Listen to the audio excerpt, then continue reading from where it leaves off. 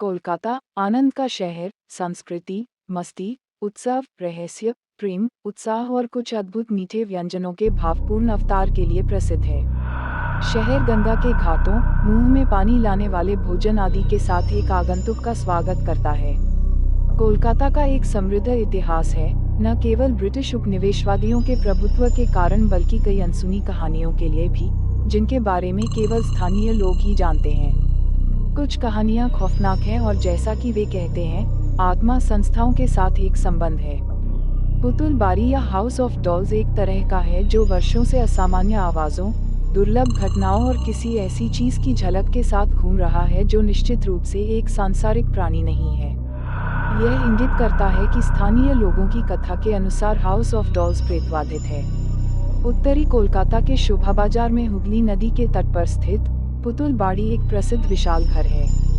20वीं शताब्दी के दौरान, जब हुगली नदी व्यापार गतिविधियों को सुविधाजनक बनाने के लिए अनुकूल हो गई, भारत के अन्य हिस्सों और विदेशों में जहाज, मसाले, रेशम, जूट आदि जैसे सामान ले जाने के लिए जहाज हिरिटोला और शोभा बाजार घाट पर रुके। जब माल उतार दिया गया, तो इन्हें स्ट्रैंड रोड के किनारे बने विशाल गोदामों में संरक्षित कर दिया गया।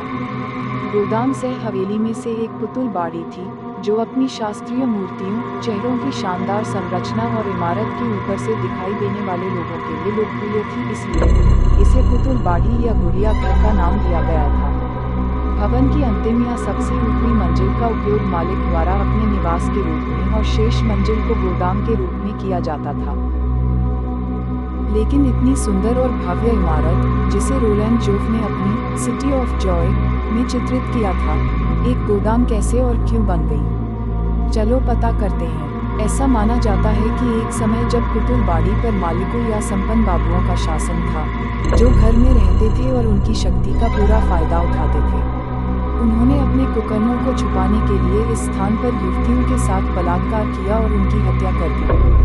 नतीजतन जगह महिलाओं की तड़पती आत्माओं से प्रेतवाधित हो गई। जैसा कि स्थानीय लोगों द्वारा स्वीकार किया गया है, इमारत के सबसे ऊपरी तल पर रहने वाले मालिक की एक सुंदर बेटी थी जो गुड़ियों से मोहित थी। उसका जुनून इस कदर चरम पर पहुंच गया कि उसने जल्द ही पूरे घर को हर आकार और रंग की कई गुड़ियों से भर दिया। फिर एक दुर्घटना हुई, जिसके परिणामस्वरूप उसकी मृत्यु हो गई और हवेली प्रेतवाधित हो गई। अमावस की रात में घर की छत गुड़िया जैसी अनोखी वस्तुओं की उपस्थिति के कारण एक नज़र में डरावनी लगती है। कहानी का दूसरा पहलू, जैसे ही दुस्साहसिक आगंतुकों या जिज्ञासु अतिचारियों ने प्रवेश करने की कोशिश की, घर के गरीब किराएदारों ने, जो वहां रहते थे, ऐसे बिन बुलाए मेहमानों के प्रवेश पर प्रतिबंध लगाने के लिए इस जगह पर कोई भूत नहीं है का संकेत बोर्ड लगा दिया। हालांकि सच्चाई इससे बिल्कुल अलग है। माना जाता है कि बेटी की प्यारी गुड़िया घर में रहती है, लेकिन अब वे फटी और फटी हुई है और रात में जीवन में आती है और घूमती है। माना जाता है कि नर्तकियों की आत्मा को मार डाला गया था और घर के अंदर दफन कर दिया गया था। अभी भी अकेली छत पर नृत्य करती है, क्योंकि ऐसा कहा जाता है कि विशेष रातों में उनके घूमने की आवाज़ अभी भी सुनी जा सकती है। अफवाहें यह भी बताती हैं कि एक बार कुछ स्वतंत्रता सेनानी जिन्होंने यहाँ छिपने की कोशिश की थी, जब ब्रिटिश अधिकारियों ने उन पर गोलीबारी की तो वे पुतुल बाड़ी से बाहर निकलने का रास्ता नहीं बना सके। हालांकि दूसरी ओर कुछ स्थानीय लोगों, जिन्होंने घर में एक रात रुकने का दावा किया है, ने कहा है कि उन्होंने कभी किसी अलौकिक घटना का अनुभव नहीं किया।